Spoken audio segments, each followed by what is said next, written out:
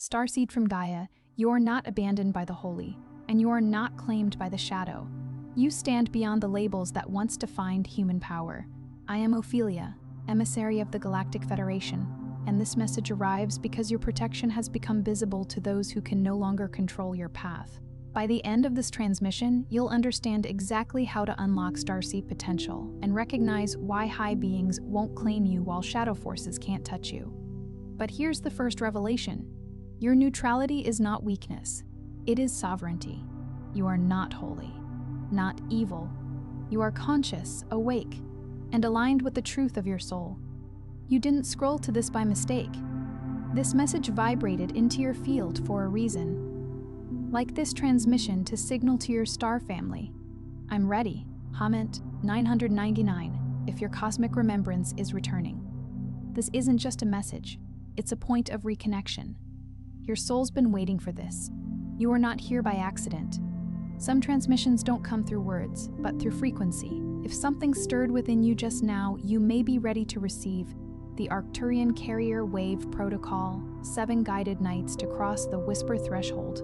This simple, easy-to-navigate app guides you through ancient Arcturian techniques for conscious expansion, multidimensional alignment, and mission remembrance, and includes special bonuses to accelerate your journey.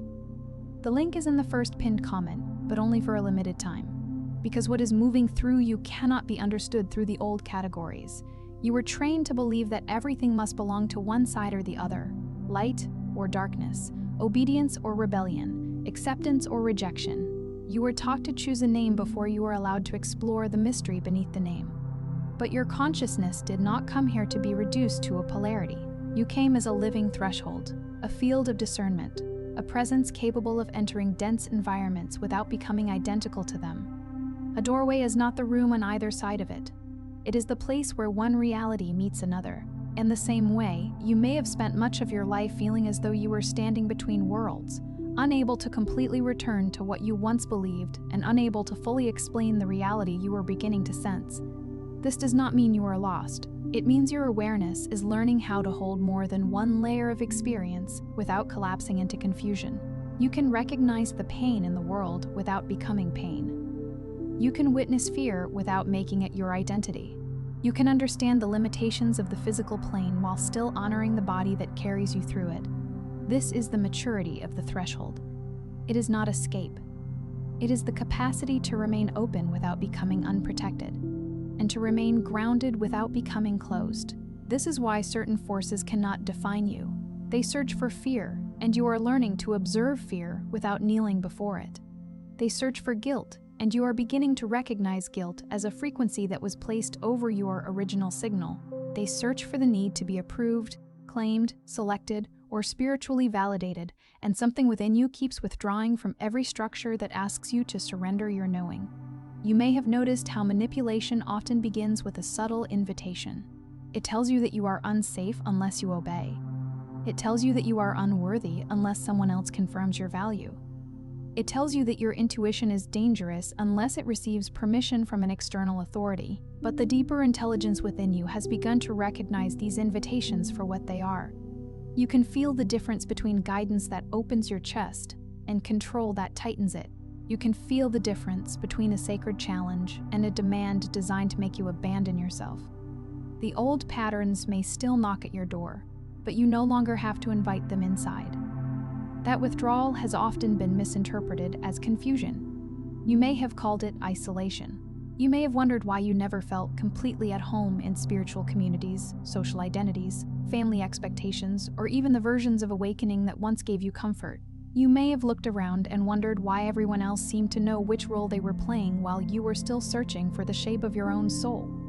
But your inability to remain inside a borrowed definition does not mean you are disconnected from truth.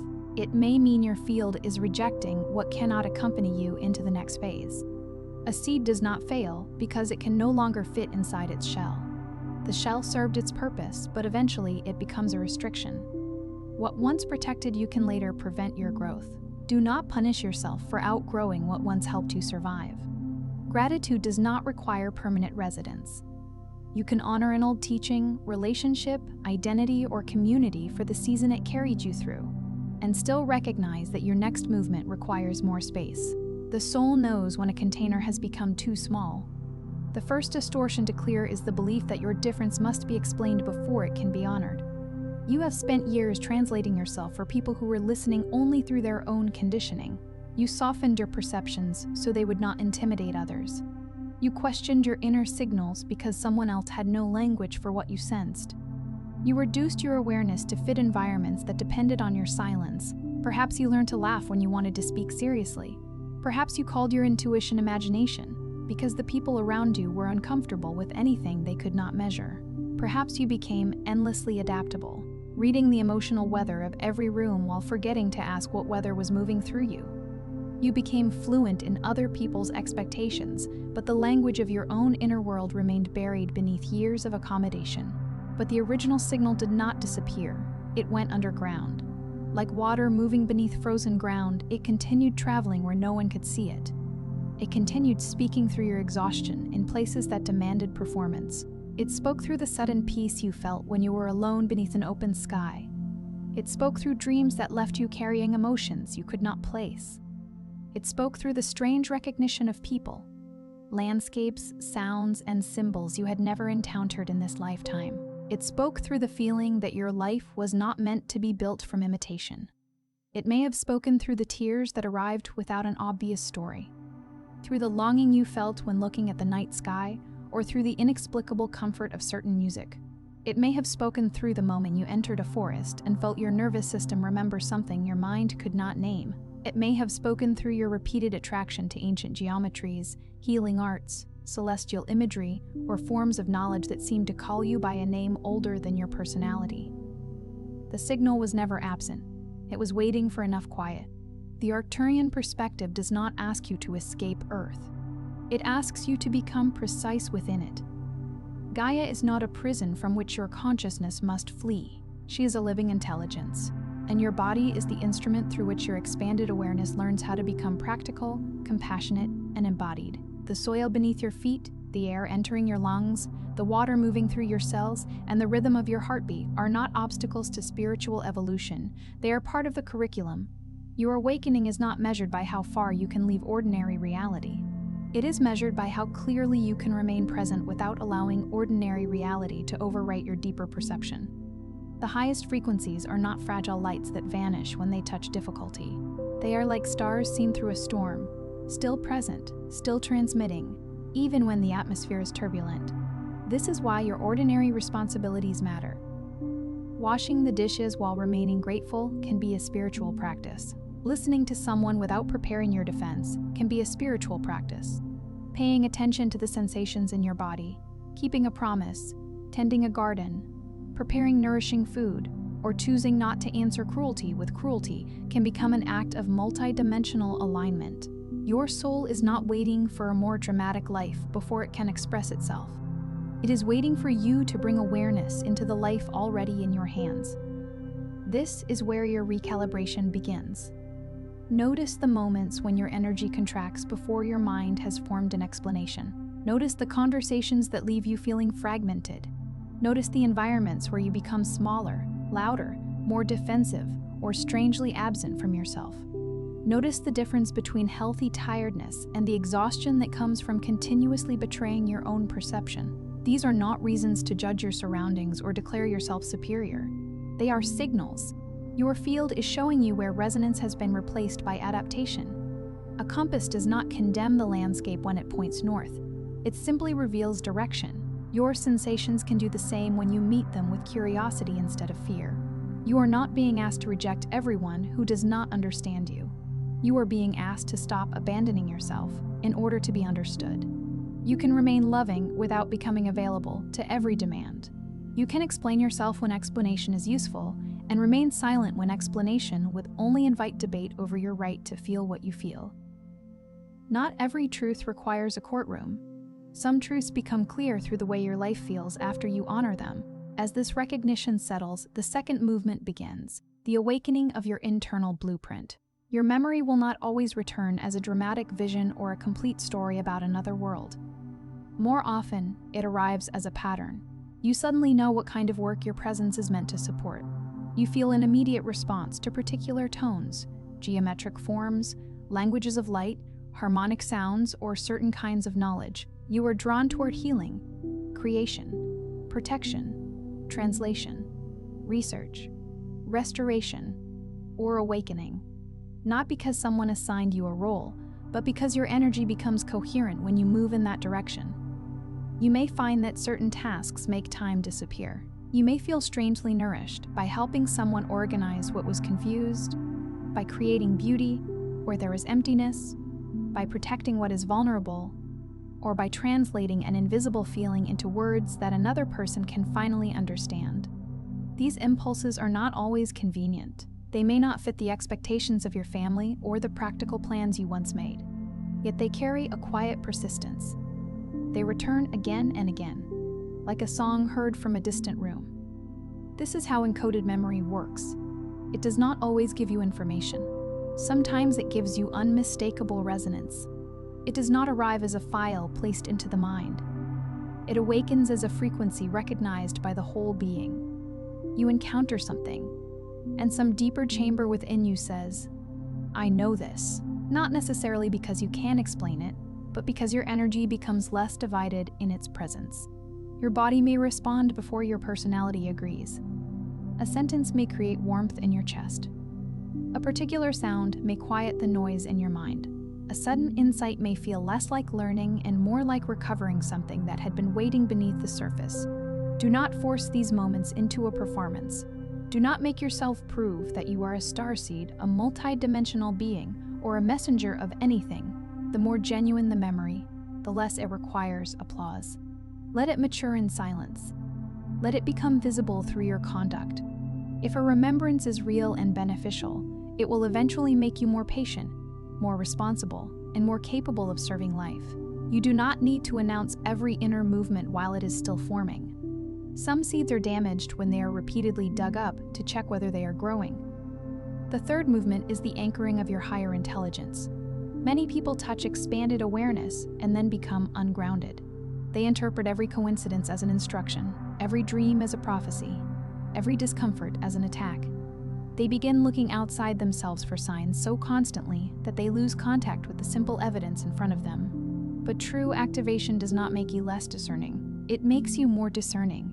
It does not remove your responsibility. It deepens it. Your higher self is not a voice that demands panic. It does not require you to abandon your health, your boundaries, your finances, your relationships, or your common sense. It communicates through clarity that becomes steadier over time. It may challenge you, but it does not need to terrorize you. It may ask you to change direction, but it does not need to make you hate the path you have traveled. If an inner message tells you that you must act immediately or suffer punishment, pause. If it encourages you to isolate from everyone who questions you, pause. If it inflates your importance while shrinking your compassion, pause. Sacred intelligence does not need to make you unstable in order to make you awake. It can wait for your nervous system to settle. It can withstand questions. It can withstand questions. It can remain present while you seek practical counsel. When a message is aligned, it can survive stillness. When a perception is true for you, it does not need constant escalation. Let that become part of your protection. You do not need to believe everything you feel. You need to learn how to feel without immediately surrendering your discernment. You can honor the sensation, breathe with it, write it down, and allow time to reveal whether it carries wisdom or merely reflects an old wound. The fourth movement is the release of the need to be claimed. This is where your relationship with high beings, guides, counsels, and unseen intelligences begins to mature. You may receive support from subtle realms, but support is not ownership. No benevolent intelligence requires you to become dependent on its name. No genuine guidance asks you to hand over your authority. If a presence demands fear, worship, blind obedience, or the rejection of your own conscience, step back and restore your center. You are not here to be possessed by a higher force. You are here to become more fully available to your own coherent essence. The sacred does not erase your will. It strengthens your ability to use it wisely. The presence of guidance should leave you more capable of choosing, not less. It should awaken your conscience, not replace it. There may be beings, fields, and intelligences that recognize your frequency, but recognition is not the same as claiming. The mature connection is reciprocal.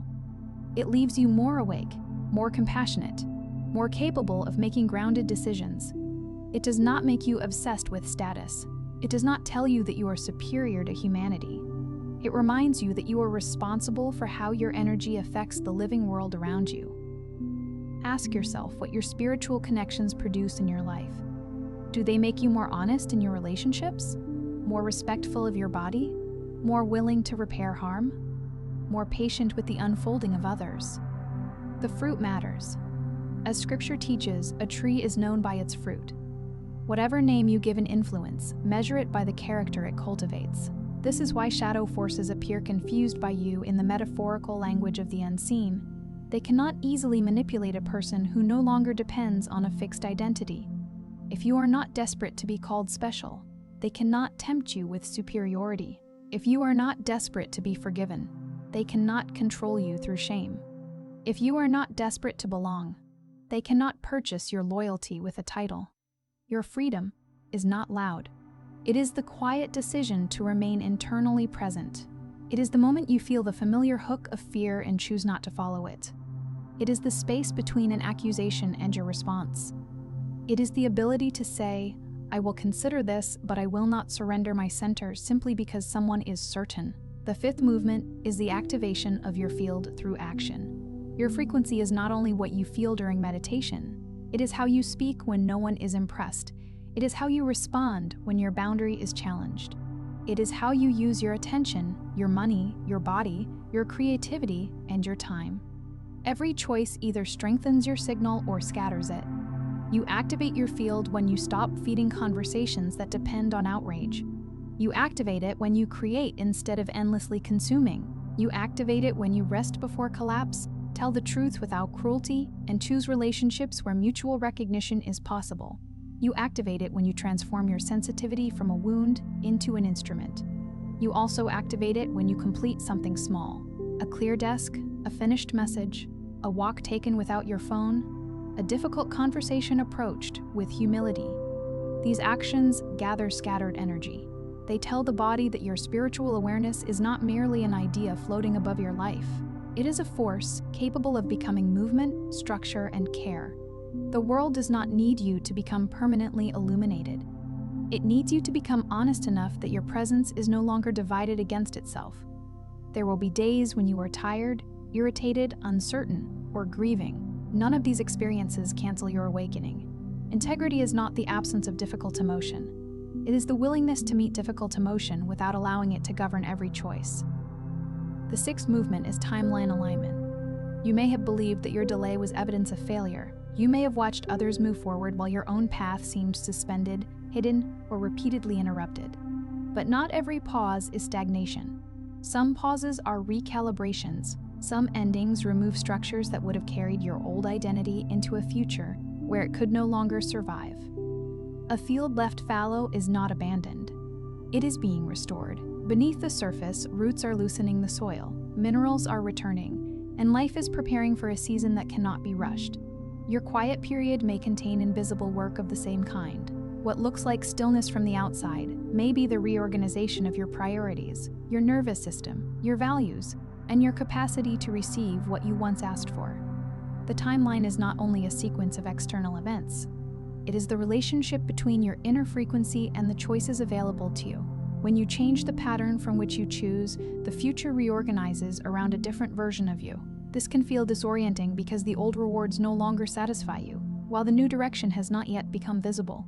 You may no longer be willing to accept the relationship that once seemed like the answer. You may no longer desire the success you pursued for approval. You may discover that the door you prayed would open was connected to a room you have already outgrown. Do not interpret this as punishment. Sometimes protection feels like disappointment because it closes the path your former self was determined to take. Do not confuse the emptiness between identities with the absence of a path. There is a sacred interval in which the old map has been folded away, but the new landscape has not yet revealed its landmarks. Walk slowly there. Keep your senses open. Let small confirmations matter. A healthy conversation, a renewed interest, a gentle impulse, or one clear next step may be more trustworthy than a dramatic promise about the distant future. There is a threshold period in every genuine awakening where the old self has lost authority. But the new self has not yet gathered momentum. During this period, you may feel unclaimed by the past and unrecognized by the future. This is not proof that you have been abandoned by the universe. It is the silence in which your signal is being separated from the noise. The seventh movement is harmonic return. This is the moment when you stop searching for an origin outside yourself and begin to recognize origin as a quality of presence. Perhaps you are connected to Arcturian lineages. Perhaps your soul language resonates with other star systems, dimensions, or intelligences.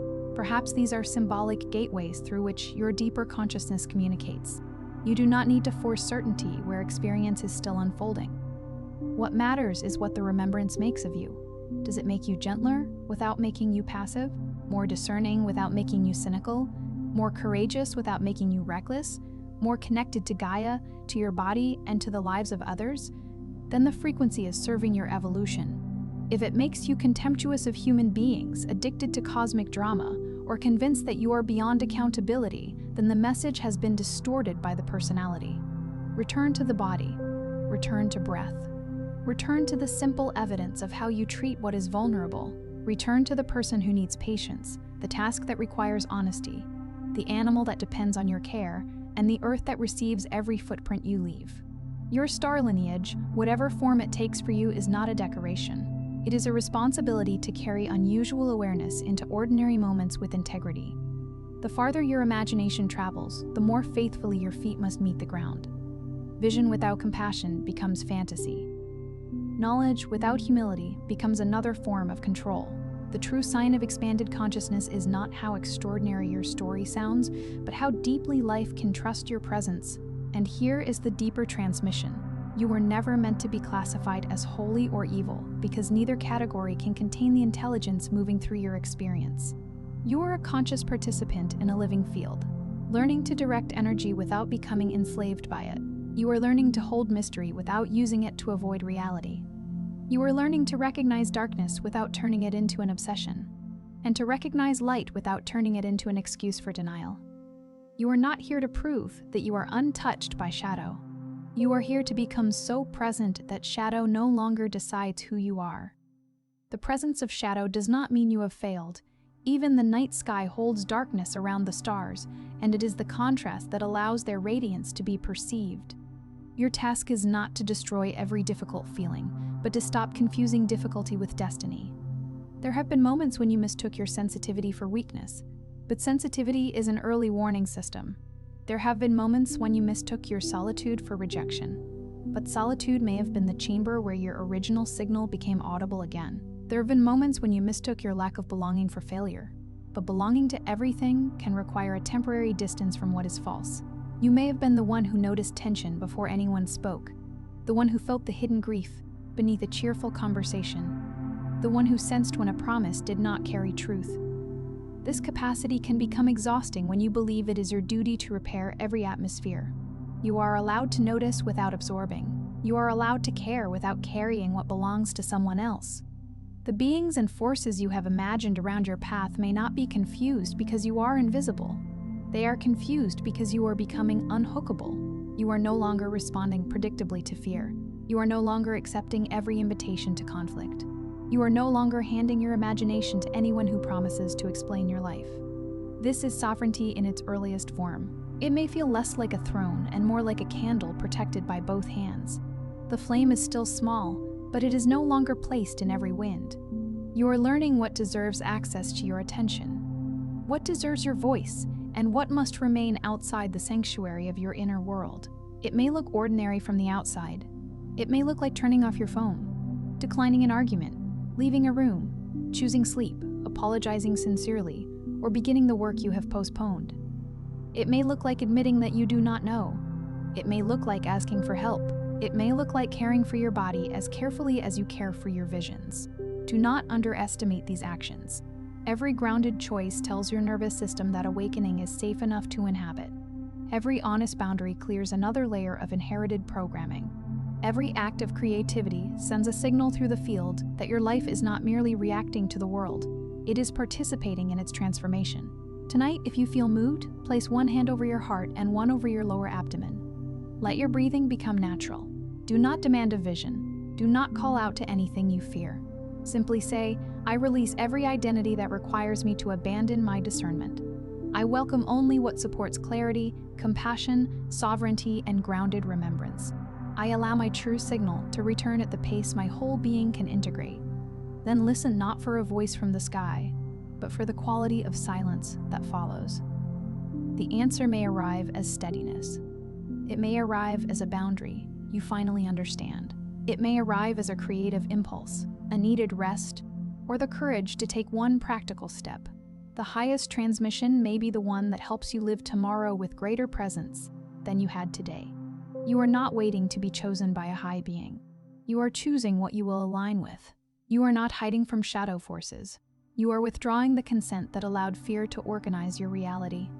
You are not searching for permission to exist between categories. You are remembering that consciousness is larger than the labels it temporarily wears. The part of you that felt unclaimed was never without origin. It was being protected from false ownership. The part of you that could not be touched by manipulation was not emotionless. It was preserving a deeper intelligence beneath the noise. The part of you that seemed impossible to define was not empty. It was spacious enough to receive a truer pattern. Let this be the moment you stop asking, what am I supposed to be?